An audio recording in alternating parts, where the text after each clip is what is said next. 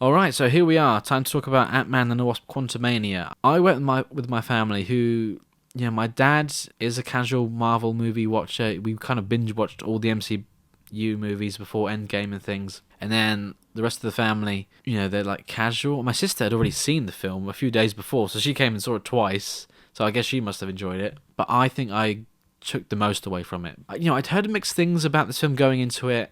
And after watching it, and even during it, I was kind of thinking, yeah, I can understand why this is getting some mixed reviews, even from Marvel fans and casual moviegoers as well. So, the first note I made here is that it took too long to get to the point.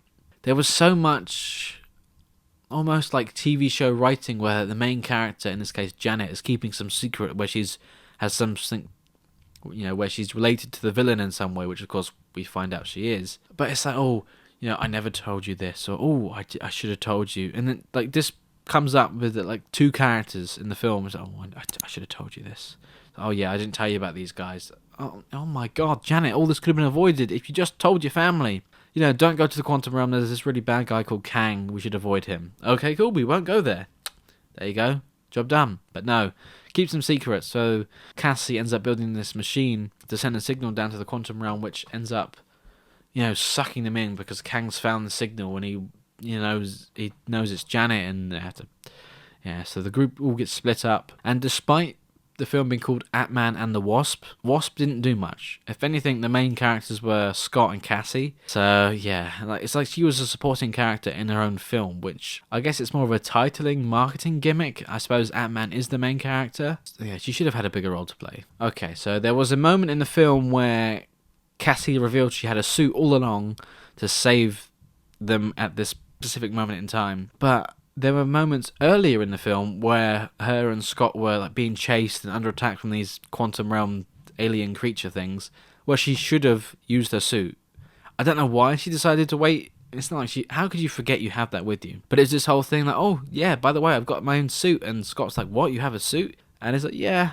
And I was like, I didn't want to tell you because I knew this is how you'd react. Well, you were nearly killed moments ago. Why didn't you use it then? That's more important. So that was a bit odd. It's a nice looking suit. It's kind of the same Ant-Man and the Wasp design vibes things. So I've kind of written my notes in a not very organised way, and I don't know if they're written in order of the events of the film. It's just kind of all over the place. I was in a rush writing these down. So Bill Murray, of course, he's in it. A nice audience surprise. Well, I think he might have been in a trailer, and he's definitely had a poster at this point, so maybe it wasn't a surprise to everybody. But I thought he was going to have a much bigger role than he did. He was basically in like one scene, and then I don't know if he was killed, but he was basically attacked by this alien squid thing, which I think it's implied he was eaten by it, but I don't remember seeing it. So maybe he could return one day. But yeah, he was a fun guy, played the role well. I just thought it was a waste of the actor, and I really thought he was going to have a bigger role. But if Lego weren't going to make any sets on this film, which I'm not sure if they are, but they might in like a year's time or something, they're going to make just one, which they probably would. I want them to make the ship that Bill Murray's character uses, and which is later stolen by Hank and Janet, etc. I think it's a really cool design, although I'm not quite sure how Lego would pull it off. I don't know, I just really liked it, and it's used throughout a lot of the film, piloted by Hank, where he has to put his hand in this weird, like, goo tube things, and yeah, he goes like his whole arm is just inside this alien thing that controls the ship. That might be a weird request for a set, and it's mostly the ship, but for the minifigures to include, I want Hank because he's piloting the ship at this time, Janet because she's also there, MODOK, which I'll get onto in a moment, as a buildable character, not a big figure or anything, but a buildable brick built thing. Kang is also in the scene, and Scott and Hope as well. This is the specific moment I'm picturing when I saw this. I think it's just after Scott and Hope have retrieved Kang's energy core thingy, and then Hank is in the ship, and Kang has Cassie at this time, and they're kind of around this like little debris of some rocks and broken machinery or whatever it was. Scott's like, we had a deal, Kang, and then Kang says something and disappears, whatever. MODOK comes along to attack Hank and the ship, but is rescued by some very smart ants, of course. I would like a Cassie minifigure, but she wasn't in this specific moment in time that I'm thinking of when I picture this. I think she was in like a cell still, as she was captured by Kang. I just thought I'd mention that because I do, I like Lego, and I do have a Lego YouTube channel, Daily Weekly Build. So if you're into that, do check it out. Link will be in the description, or just type it up on YouTube. So yeah, as I mentioned, MODOK, he was wasted. When we did see Bill Murray's character, he did set MODOK up in a really nice way, and a nice tease. It was like, oh yeah, they've sent the hunter. What does MODOK stand for again? A mechanized organism designed only for killing. And it's like, ooh, it's like, he's not a man, he's not a machine, but he's going to find your friends, he's going to kill them, because Kang sent him already. And then Scott and MODOK, who turns out to be Darren Cross, yeah, he was just wasted. He had some cool moments, but in the end, like most characters, he was turned into a comic relief side gag, where him and Cassie shared some moments where Cassie was like, oh, don't be a dick. He's like, but how? It's too late. Just before he was about to die, he was like, actually, no, I'm going to be a good guy, and I'm an Avenger now. And everyone was like, what? Huh? And then, of course, he died. Yeah, I guess he kind of helped. Speaking of characters turning into comic relief, of course, there was some weird alien that was funny, with this weird blobby gooey guy who doesn't have holes, then gets shot and then gets holes, and the guy who can read the minds, and like, they didn't really serve much purpose to the plot. I'm kind of getting bored of that now, and I bet in Guardians of the Galaxy Volume 3 there's going to be more. They think that it appeals to the kids and the casual audiences, but I think even they are getting bored of these gags now. Like, there was a few laughs in the cinema, but, you know, it's nothing we haven't seen before. It's just the same thing done over and over again. And I think for the casual audiences, 99% of this film, except from the very beginning and the very end, was set in the quantum realm. Something different to see, but I think for a casual audience, they just got lost. There was too much going on for them to really enjoy it, and that's kind of the vibe I got from my family, who were like, what is going on? I think it might have been hard to place in this film, but it might have been better if there was some Earthbound-based action just for the casual audience to kind of relate to it a bit better.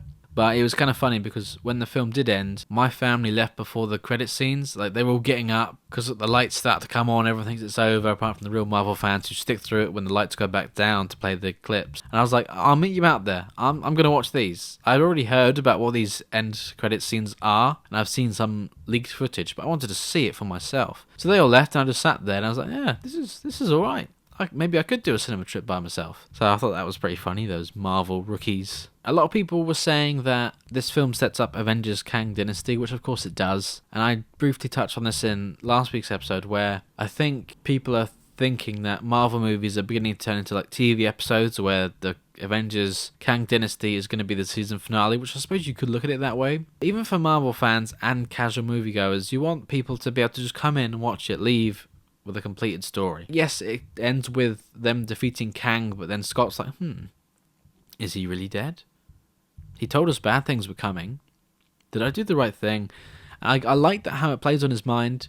They did explain Janet's backstory, and, you know, there was some mentions of the Avengers and all that thing, so you could kind of go into it without knowing much other stuff.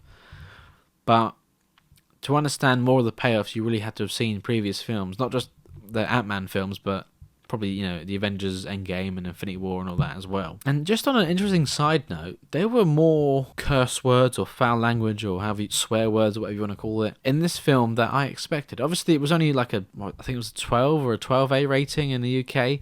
So it's nothing extreme. There was no F words or anything, but it was a really strange observation because, they said holy shit or dick quite a few times. I was like, But it almost became predictable. Like, Hank said holy shit about 5 times in that film. Every time he was shocked, which I understand. He's in a new surrounding, but it was just like the same reaction for every single thing.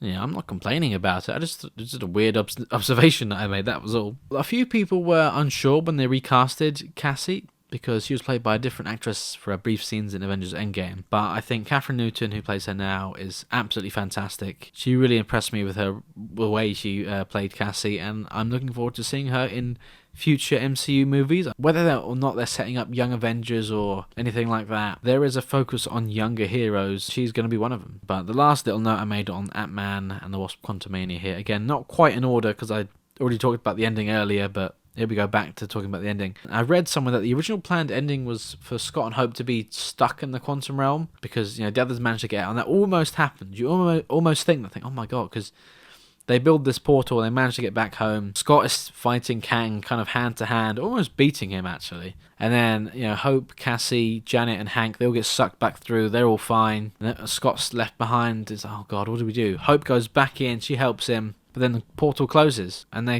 there is this moment where they almost accept it because they know that Cassie and Hank and Janet, they're home safe. And, Kang is defeated, but we're stuck in the quantum realm. Hey, I've been stuck here before. We'll get out. They'll come rescue us. I like the idea that in the characters' heads, for a moment they thought it was going to be a while before that they were going to get out. You know, there are communities and civilizations down there.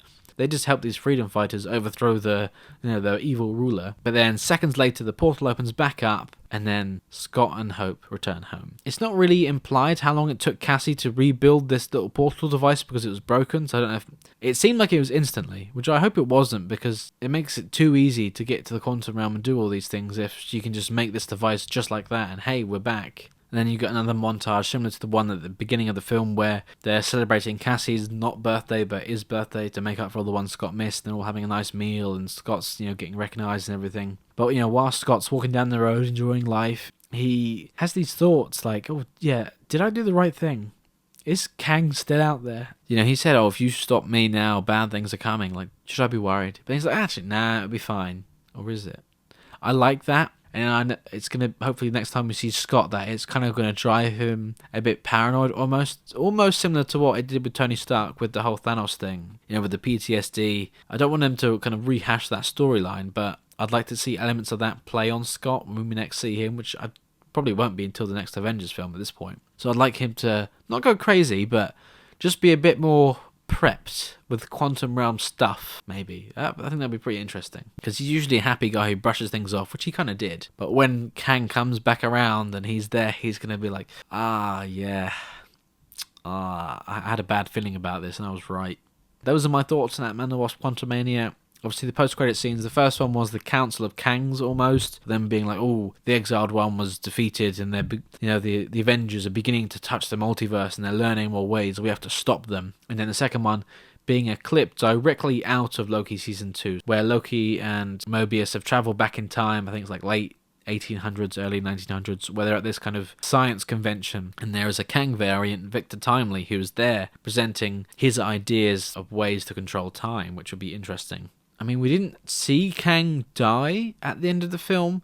We kind of saw him get sucked into, this energy thing. Is he out there? Is he dead? Probably not. Will we see this variant again? I would like to think so. Will this variant be the one who's the villain in the Avengers Kang dynasty? It would make sense. We can relate to it a bit more because we've already seen this guy and he's fueled up on revenge. So hopefully we do. I mean, if it's just another variant, I'd like to see more variants. That's a pretty interesting concept, but if every time it's a new variant, how can we have the weight of well, if they kill him, another one's just going to come along, which I guess is kind of the thing with Kang, but I think for the casual audience, they need some familiarity with it. That's just my thoughts on Ant-Man. But yeah, let me know what you thought. Have you seen the film? It wasn't as good as I'd hoped. Wasn't a bad film. Somewhere in the middle, I think, which has kind of been the same for Marvel's films recently. That was the beginning of Phase 5, but even for Phase 4 as well, they're kind of middle ground. So hopefully they start ramping back up again. That's what we want to see. So if you enjoyed this episode of the podcast, and don't forget to check out previous episodes of the podcast, or if you want something different, check out our other YouTube channels, The Daily Weekly Show and Daily Weekly Builds, with more.